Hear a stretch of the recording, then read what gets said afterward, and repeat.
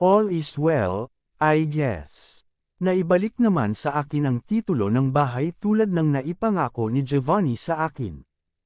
Habang yung custody na ipinaglalaban ko for Dexter na ipanalo namin. Isa lang ang hindi, the case that I filed against Giovanni tungkol sa pamamiti niya sa pirma ko, pati na rin sa adultery case, that says during his marriage, he's having an affair. Maganda na sana yung plano ko para ibulgar sa lahat ng tao na ang anak ng CEO ay isang kabit, pero hindi ko maintindihan kung bakit sa kabila noon, natanggap pa rin si Cindy ng tatay niya at nagawa nila ng paraan na ibasura yung chismis. Ako yung pinagmukha nilang katawa-tawa at sinasabing nagkakalat daw ako ng fake news. Dahil doon, mas lamama ang karma na dumating sa akin. I am completely terminated from my job as a pediatrician. Wala na akong trabaho at hindi ko na rin alam kung saan ako kukuha ng pera para patuloy na buhayin si Dexter. I'm at the verge of selling my house, na pinaghirapan kong ipundar gamit ang pera na kinikita ko as a doctor before, and it's far from my expectation na darating ako sa puntong ito. Ilang beses ba kita kailangang paalalahanan na kung kailangan mo ng tulong, kahit anong klase pa yan, ako palagi ang tawagan mo. Ngayong araw ang nakatakda para emit ko yung taong nakausap ko online tungkol sa pagbebenta ko sa kanya ng bahay ko. Nang magkita na kami, hindi ko inaasahang si Kenneth ang makikipagkita sa akin. Ikaw yung buyer. At wala akong plano na bilhin ang bahay mo, Florinda. I'm here to offer you help.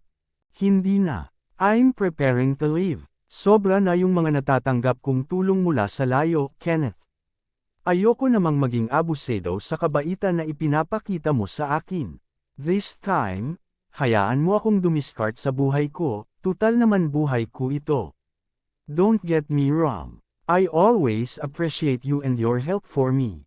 Kaso ayoko namang isipin mo na inaabuso kita, Kenneth. Kaibigan kita, yes. At ang kaibigan, para sa akin, ay hindi ko palaging gustong lapitan para sa problema ko. Bago pa man ako mapilit ni Kenneth na mapapayag sa gusto niya, ako na ang kusang lumayo at umalis. 5 years had passed, at itinatak ko sa isip kong kakalimutan ko na lahat sa nakaraan. Gagawa ako ng buhay kasama si Dexter, malayo sa mga taong ginawang miserable ang buhay ko. And to complete my plan to change everything in my life, I changed my name, from Florinda to Dorothy. Bagong pangalan at bagong identity ang gusto ko, bound to a fresh beginning. Bumili ka pa talaga ng chicharon, anak. Ang sisirap nung mga handang iniluto ko, ihihilera mo pa yung mga chicharon mo. Hindi ko maiwasang tawanan si Dexter nang makita kong sinisimulan na niyang buksan yung mga plastik ng chicharon na binili niya sa tindahan at may kasama pa yung suka. Samantalang ang nakahanda sa mahabang table ay sari-saring mga pagkain. Mayroong lutong bahay at yung iba naman ay in-order ko. Paborito kaya naming snack ni Papa ang chicharon. Birthday niya ngayon, Mama, so, dapat hindi mawala sa handa niya yung chicharon, no? 2 plastik na malaki na may lamang mga chicharon ang uwi ni Dexter dito sa bahay. Kung 2 bote lang ng suka ay baka hindi pa magkasya sa kanila ng papa niya since pareho nilang hinihigop ang suka imbes na gawin na sausawan lang. Natutuwa akong nakasundo mo kaagad ang Papa Gerard mo.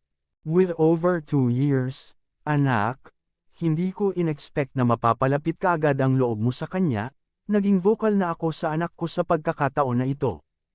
Naalala ko pa noon na takot pa akong ipaalam kay Dexter na ikakasal ako, and letting him know I will be married not with his biological father, yun ang ikinakatakot ko na ipaalam kay Dexter. 8 months akong nakipag-date kay Gerard noon and 8 months kung hindi sinabi sa anak ko na kasintahan ko na yung lalaking ang pakilala ko sa kanya ay malapit na kaibigan ko lang. But Dexter made me realize I don't have to be afraid of being true to myself. Natakot kasi ako noon na baka hindi niya matanggap na nagmahal ulit ng ibang lalaki ang nanay niya. Natakot akong baka pati ako ay kamuhian niya rin for not marrying his biological father instead. His mature way of thinking at his young age before made me impressed, kasi hindi ko inexpect na magiging malawak ang pangunawa niya sa sitwasyong nangyari noon kahit na bata pa siya that time. I don't find any reason to not like him, he answered, halting himself from fixing the food on the table. Kung mabait naman yung tao o maayos siyang makitungo sa akin, bakit ko naman po kailangang maging rude sa kanya? This is what I'm talking about. His way of speaking feels like I'm talking to an older person than me. At saka ang cool niya nga, Mama. Naalala mo pa po ba yung nabanggit ko sa inyo last year? Alin doon? About po doon sa crush ko po na student sa school. You mean yung girl na matanda sa iyo ng 2 taon? Tinulungan ako ni Papa na umamin sa kanya. Binigyan niya ako ng tip para makapag-confess ako sa kanya ng feelings ko. I'm not liking the things I'm hearing from my son. Hindi maganda ang kutob ko sa ibinigay na tip ni Gerard sa anak ko.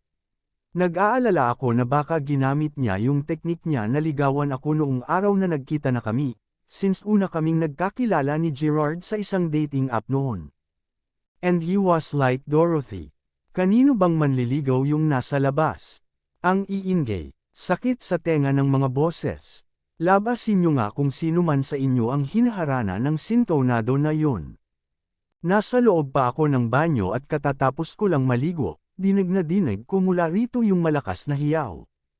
Wala akong manliligaw. Tiyak na iyo yung nag-aabang sa baba, tugon ni Isabel nang makalabas na ako sa banyo. Parang awa mo na, babain mo na sila. Kawawa yung mga hindi naka-earphone sa boses ng tropa ng manliligaw mo. Diyos ko. Ang ginawa ko ay sumilip ako sa bintana kung akin ba talaga yun at lumuwa ang mga mata ko nang makita ko si Gerard na naroon sa tapat ng pinto tapos ay mayroon siyang kasamang 2 lalaki na siguro ay tropa niya. Si Gerard at isa niyang kaibigan ay may dalang tansan, yung pangkaroling, tapos malaking lata naman ng bonakid ang hawak ng isa niyang kasama at yun ang ginagawang tambol. Panipi. Nanghaharana ba talaga sila o nangangaroling? Muntik na akong mapatalon sa gulat nang magsalita si Leslie sa likod ko, and that's when I realized na kasama ko na pala siyang sumisilip sa ibaba. Pero in fairness sa gamit nilang kanta, malay ba naman kasi ng taong yun na mangharana? Kahit na half Pinoy naman yang si Gerard, hindi naman dito sa Pinas lumaki yan kaya baka wala masyadong alam kung anong magandang kanta ang dapat gamitin sa panghaharana, di ba? But deep inside, gusto kong magtalokbong na lang ng kumot imbes na babain sila ng tropa niya sa sobrang kahihiyan. That is something I wish ay hindi na i-recommend ni Gerard kay Dexter. Anong itinuro ng papa mo sa iyo? Gusto kong marinig, Dexter. Dali, nag-suggest po sa akin si Papa na bigyan ko raw ng matinong present yung crush ko as an indicator na mayroon po akong motibo sa kanya na manligaw. Kaya binili ko po yung pinakamalaking chocolate bar sa mall para ibigay sa kanya. Personal ko po yun na ibinigay sa kanya. Anong sabi niya doon sa chocolate na ibinigay mo? Hindi po siya yung tumanggap. Biglang nag-shift sa unpleasant look ang mukha ni Dexter. Nandoon naman siya sa classroom nila pero isang lalaki yung humarap sa akin at umabot doon sa chocolate na ibibigay ko sa kanya. Boyfriend niya yung lalaki. Hindi, Mama. Kaibigan nung lalaki na kumuha sa akin ng chocolate yung girlfriend ng crush ko. Girlfriend? Tama ba ako nang napakikinggan, anak? Yung crush mo? Yes, Mama. So, wala po talaga akong pag-asa sa kanya. 2 weeks ago na rin po noong nangyari yun, so medyo hindi naman po ako affected. Sobrang focus na rin po kasi ako sa finals namin simula bukas kaya hindi ko na po yun iniisip na. As much as I want na i-comfort yung anak ko, since nagbibinata na nga siya. I don't like him making me feel na hindi na niya kailangan pa ng simpatsya ko or even ang mag-alala ako sa kanya, ayaw niya akong pahintulutan. Sure ka ba talagang okay ka lang? Oo naman, Mama. Mayroon lang po akong kukunin sa kwarto ko, Mama. You know yung pinaghandaan kong gift para kay Papa. Faking himself happy and excited to celebrate his father's birthday after sharing what he's gone through 2 weeks ago is a mother's heartbreak. Sa loob ng 2 linggo na yon, kinimkim pala ng anak ko yung kauna-unahang heartbreak na dinanas niya in his teenage years. Tapos ako wala man lang kaalam-alam tungkol dito. My attention shifted outside the house nang makarinig ako ng ingay mula sa isang sasakyan. Wala naman kaming inaasahan na ibang bisita kung hindi kaming tatlo lang naman. Surprise celebration lang ang mangyayari ngayong araw bilang pa-advance birthday celebration kay Gerard. Bukas kasi talaga ang birthday niya kaso hindi namin siya makakasama because of his trip for business meetings. Dexter, I think he's here. Sigaw ko mula rito sa ibaba. Hindi naman kasi gaano kataas yung second floor ng bahay para hindi ako marinig ni Dexter. Baba ka na rito. Magpapatay na ako ng ilaw. Pinatay ko na yung ilaw dito sa kusina pati na rin ang ilaw sa living room. Para naman pagpasok ni Gerard sa bahay ay magtaka siya kung bakit sarado lahat ng ilaw. After all, anong sense ng pinaghandaan naming surprise kung makikita niya agad ang setup, di ba? Nakagilid lang ako sa may pader na naghihiwalay sa kusina at living room. Dito ko na lang aabangan si Gerard na makapasok since dito rin naman nakapwesto yung switch ng ilaw. However, I just sent a text message to Dexter na bumaba na siya. Baka nasa pinto na si Gerard at pag sumigaw pa ako ulit, masira pa ang plano namin. In a second, the door was open. Nakasilip pa rin ako at nag-aabang ng magandang tiyempo na buhayin yung ilaw kaso nagtaka ako ng dalawang tao ang pumasok sa pinto. Magnanakaw ba ito? Bigla kong naramdaman ang pagbilis ng tibok ng puso ko as I saw the shadow of the other one. Mahaba ang buhok at mataba ang dibdib, babae ito. At yung anino ng isa, kabisado ko syempre ang anino ni Gerard, so, it should be him. Nanginginig ang mga daliri kung pinindot ang ilaw sa living room just to clearly see what they are doing and for Pete's sake. Nakita ng mga mata ko kung paano agresibong pinauulanan ng halik ni Gerard yung babae sa leeg habang, yung suot na damit ng babaeng hindi ko kilala ay nakababa na hanggang baywang. What the hell? Sabi mo walang tao rito sa bahay niyo. Tili ng babae nang masindihan ko na yung ilaw.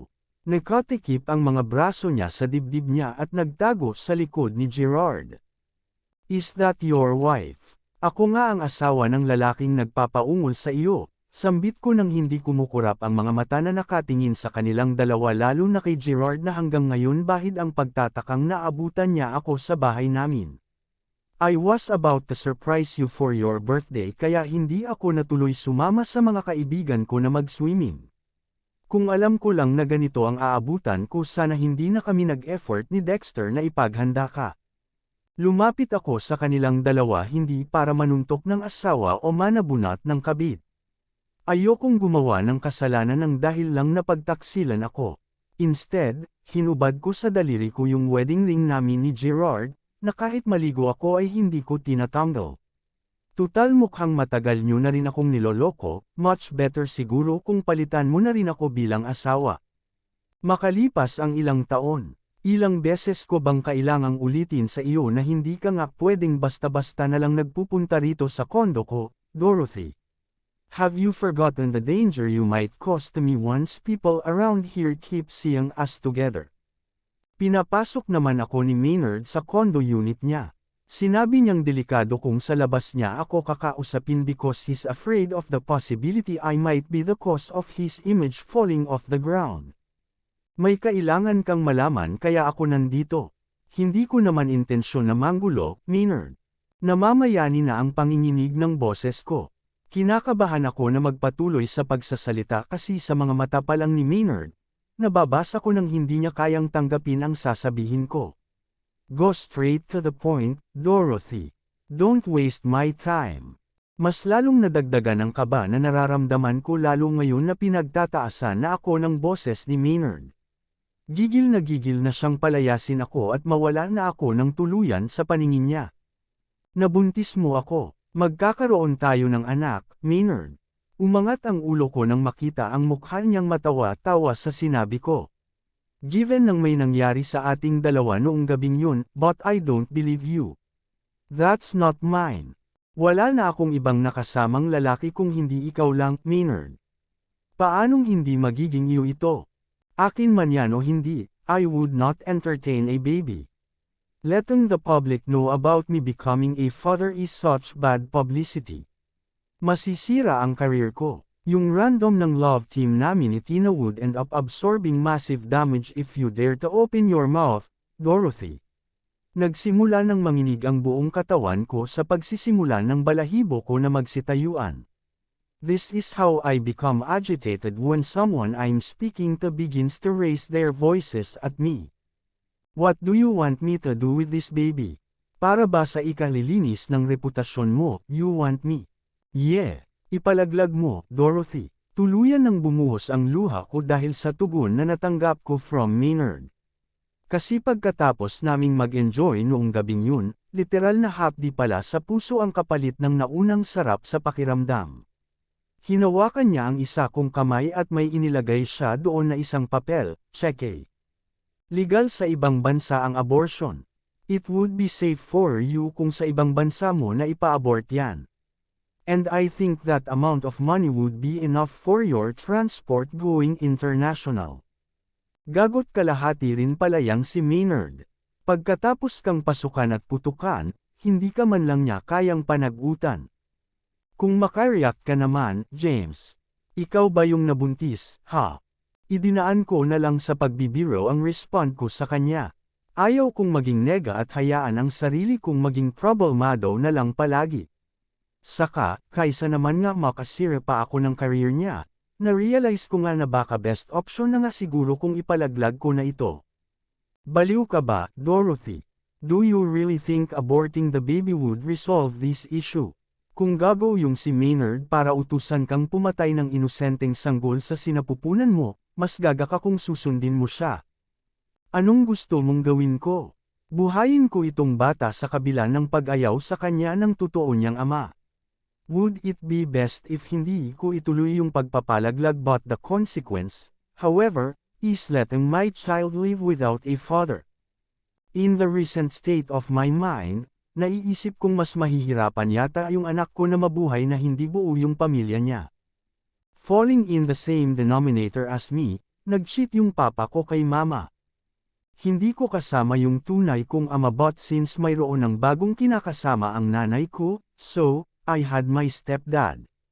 Regardless of having a father figure but not the real one, ramdam ko pa rin na hindi ako kumpleto. Kaya't para sa magiging anak ko, kung bubuhayin ko man siya para lang maramdaman na hindi rin siya kumpleto kung maaga ko lang sana na napagtanto na gagaguhin ako ni Maynard, sana ipinahid ko na lang ito sa kumot ng hindi na sana nabuo. Pero ngayong buo na, nandito na, the only option left to me is to abort the baby. E di hayaan mong maging ama ako ng anak mo. Hanggang sa dumating lang yung araw na kaya na niyang maintindihan ang totoo. I completely disagree, James. Bakit? You had your responsibility with Melissa and to her daughter. Ayokong pati ako, kailangan mo pang saluhin at problemain. I can manage. Still no. Hindi pa rin ako bibitiw sa pagtanggi ko sa kanya. Hindi lahat ng problema ng iba, kaya mong saluhin.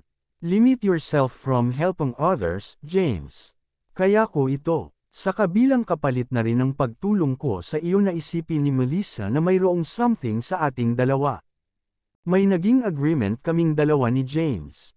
He asked my help na mag-pretend na may something sa amin, or more likely nagkabalikan na kami ni James. With that, iisipin ni Melissa na ako yung sa time ni James sa kanila. Sabihin natin na kaga niya pero ang purpose talaga noon ay para pagtakpan na si Vera ang totoong kalaban. James had no choice. Hawak kasi siya ni Vera sa leeg, so if that happens baka mabot iwan ni Vera yung kaisa-isang alas na ayaw hayaan ni James na sumabog. Gusto kong sanang manatiling sekreto muna sa ating dalawa ang tungkol dito, James. Please don't let other people know about this.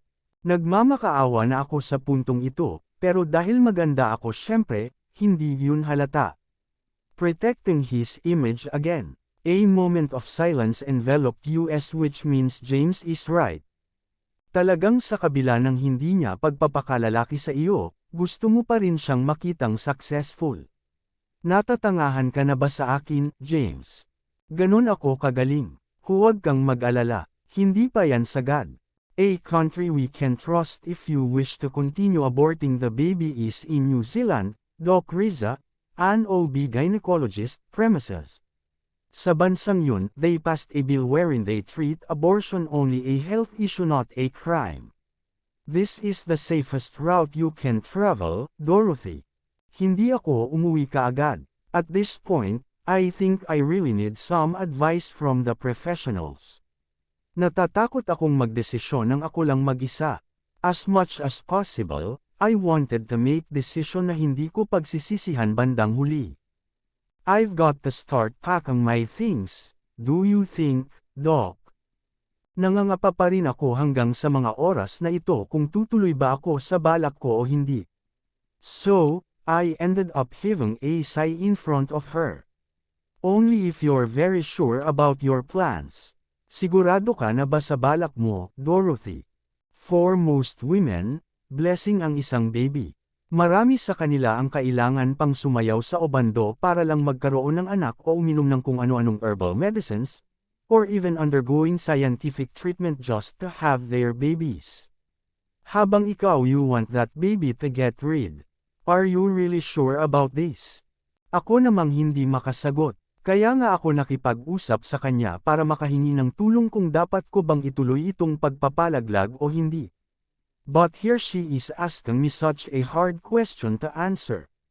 Dapat po bang hindi ko ituloy? I can't answer that. Mayroong malalalim na dahilan ng mga kagaya mong gusto magpa-abort ng bata.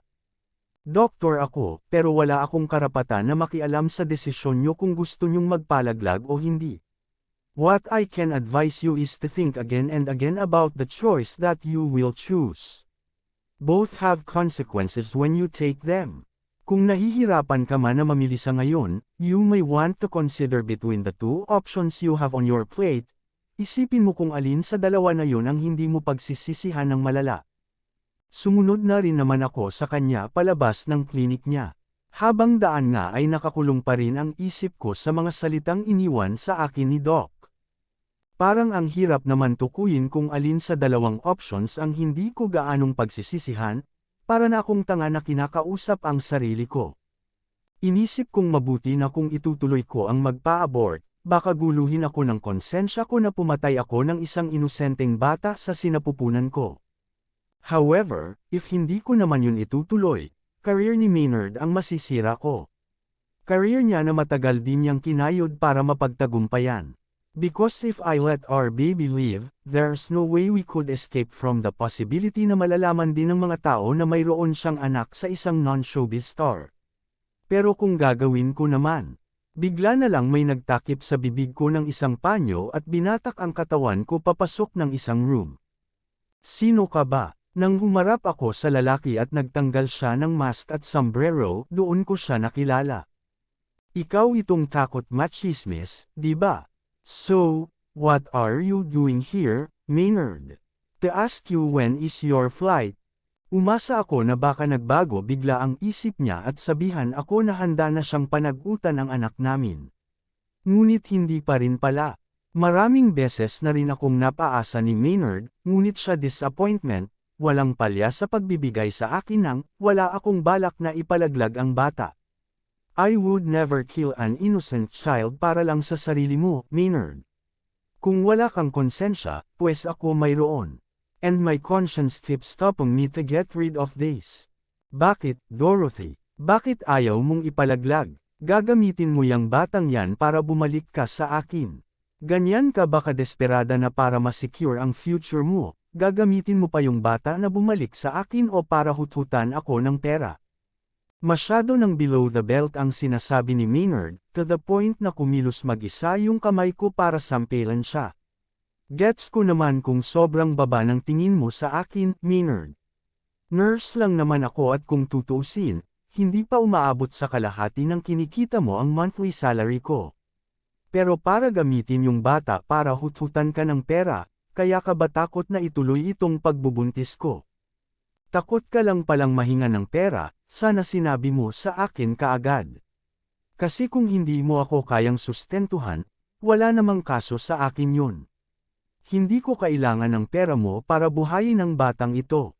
Hindi pa kita tapos kausapin. Diniran ko siya sa mukha, and his body automatically moved far away from me. Wala na akong kailangan pang marinig sa iyo. Gusto mo ng tahimik na career, di ba? Ibibigay ko naman yun sa iyo. Magpakasasaka sa kasikatan na mayroon ka and once na malaos ka, dapat lang siguro talaga na magtipid ka para may bulsa ka na dudukutan. I'm telling you, pigil niya sa akin na umalis.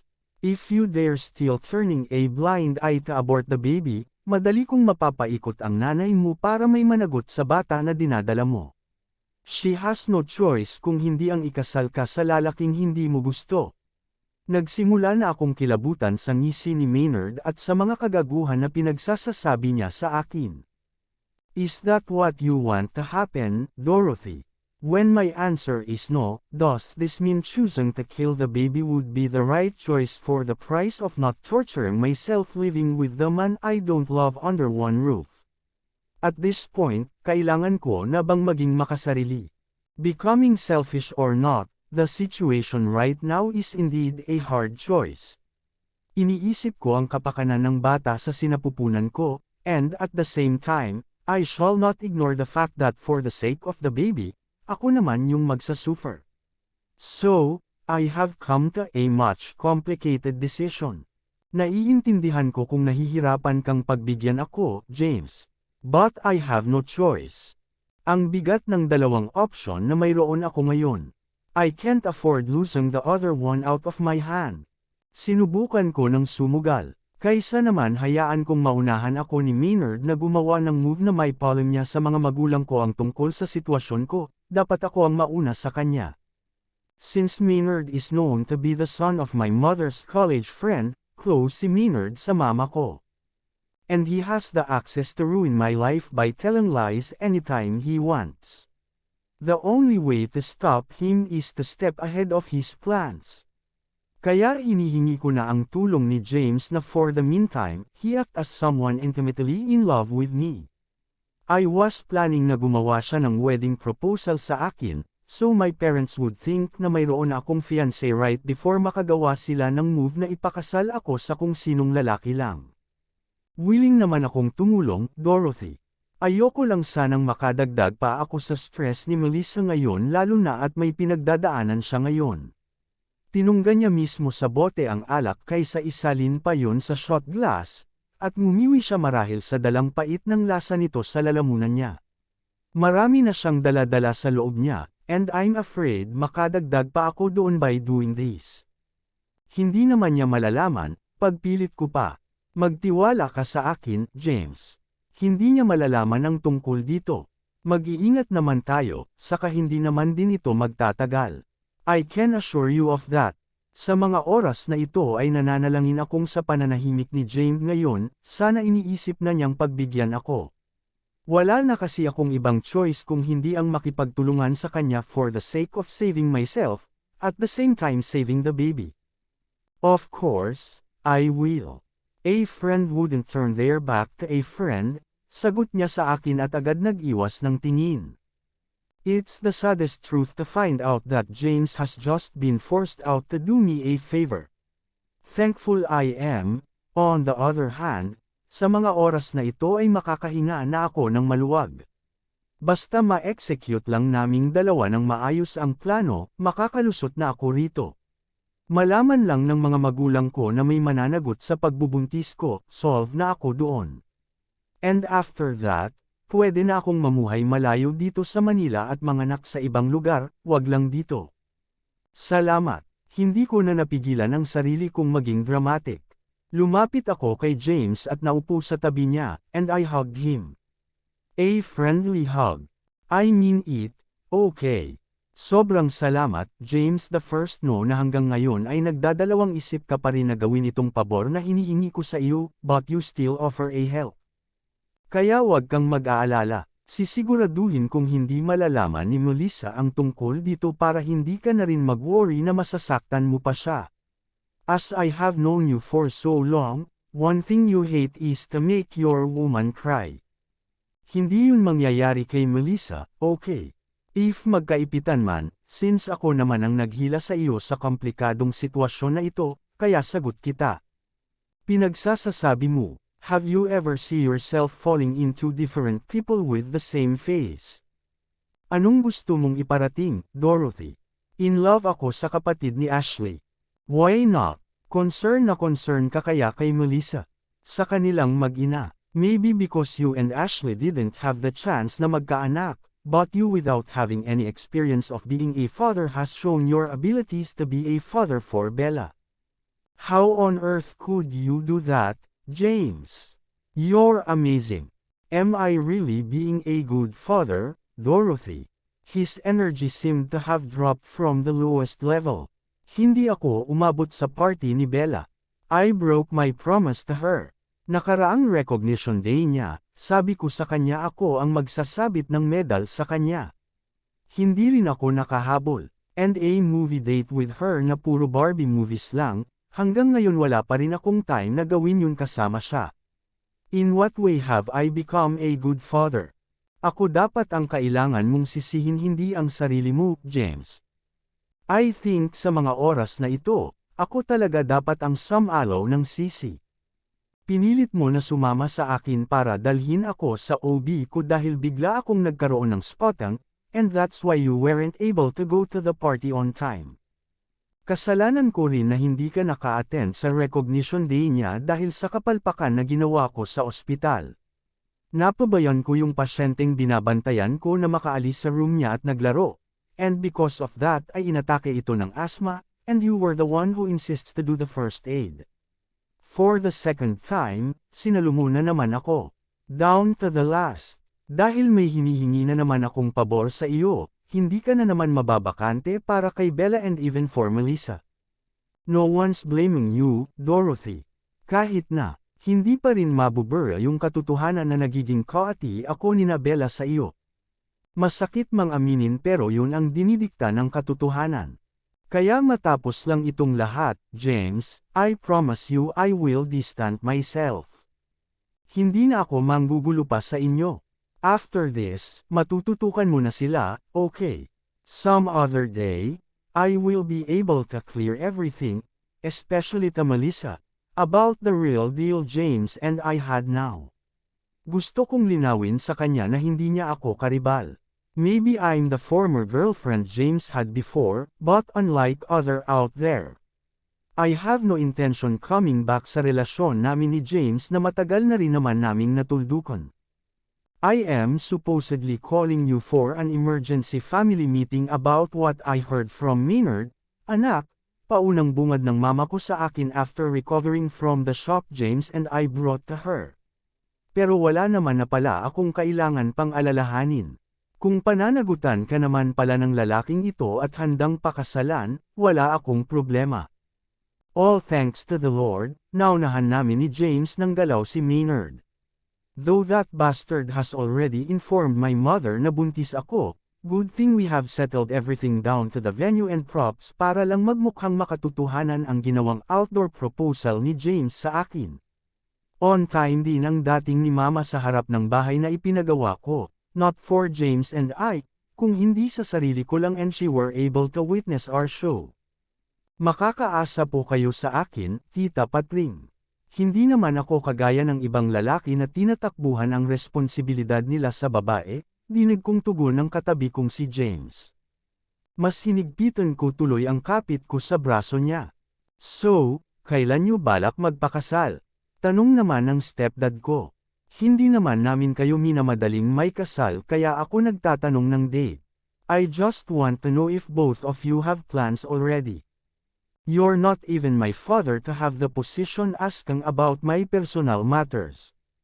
Hindi ko kasi naprenuhan ang bibig ko na maging bastos sa lalaking feel magpakatatay sa akin. We shall call a celebration at this state. Huwag mong pasamain ang mood ko. Buo na rin kasi yun at kumpleto na rin ang mga gamit. Guards at mga kasambahay na lang ang kulang and ready ko na rin yung matirhan. Dati naman hindi mainitan ang ulo ng mama mo, dinig kong bulong ni James sa akin nang sana ay papasok na rin ako sa loob. Naalala ko kasi noong nagsisimula pa lang akong manligaw sa iyo, siya pa ang tumutulong sa akin na mag-isip ng gimmick para mapasagot ka. Tapos hindi pa siya ganyang bugnutin, di ba? Lalo sa iyo kasi palpak ka sa lahat ng household chores. Pero nabura din yun kaagad nang ma-realize ko ang isang bagay na yung mama ko, simula nang nawala si Papa sa buhay namin ay ang laki na ng ipinagbago niya. Siguro mayroon lang talagang mga tao na once nawala sa kanila yung taong sobrang mahal nila, most of them turn into a monster. And I will never deny my mom is part of them. Simula kasi noong nawala sa buhay namin si Papa, hindi ko na nakitang naging genuine ulit yung happiness ni Mama na kasama ako, or even she had a new boyfriend after a year my father died. Naging cold bigla siya, bigla ko na lang siyang hindi nakilala. I'm very sorry to hear that. No, wag mo nang intindihin pa yon, James. Kinuha ko ang dalawang kamay niya nang tingnan ko siya sa mga mata. Panipik. And don't even bother yourself coming inside. Tapos na ang palabas, James. Umuwi ka na sa mag-ina mo ngayon. Hindi ba ako hahanapin ni Tita Patring? Ako nang baalang gumawa ng dahilan. Ang importante ngayon, makauwi ka sa inyo. As soon as possible, I want you to cure her broken heart before it becomes worse. What do you? I saw her. Hindi na ako nagdalawang isip pa na ipagbigay alam kay James ang tungkol doon. I think he deserves to know para naman hindi na siya mangapa kung sakali man na bigla siyang awayin ni Melissa at any moment. That's the least I can do for him. Dapat lang talaga ako na makonsensya dahil bako ang punot dulo ng lahat. Buong akala ko ay mag-i-insist pa si James na magstay sa tabi ko, dahil na rin hesitant siyang iwan ako sa sitwasyon ko ngayon ay mayroong namuong pag-asa na baka hindi niya ako piliing iwan, but then again, bandang huli, disappointed ako. Thanks for understanding, Dorothy. Pinaharurot niya agad ang sasakyan niya paalis sa lugar kung saan niya ako iniwan. How ironic, I hope he recognized. This place is where we ended our relationship before. That is the reason why I picked this location para tayuan ang sarili kong bahay dahil kapalit ng sakit ng paghihiwalay namin sa lugar na ito, natuto kong mahalin ang sarili ko. Natutuwa nga ako na marami ring fans ang napasaya namin after we confirmed that our rumored relationship is definitely real. Hindi lang chismis. Pagkapasok ko pa lang sa loob, buhay ang TV at pinapanood doon ni Mama ang interview kay Maynard at Tina. Well, a breaking news na pati ang mama ko siguro ay abanger sa balita. Because they are officially confirming to the public that they are in a relationship. Finally, for them. Pero para sa akin, bakit? Bakit siya pa? Hindi ba pwedeng ako na lang? Hindi ba sapat na magkakaanak kami para ako na lang sana ang piliin ni Maynard kaysa kay Tina?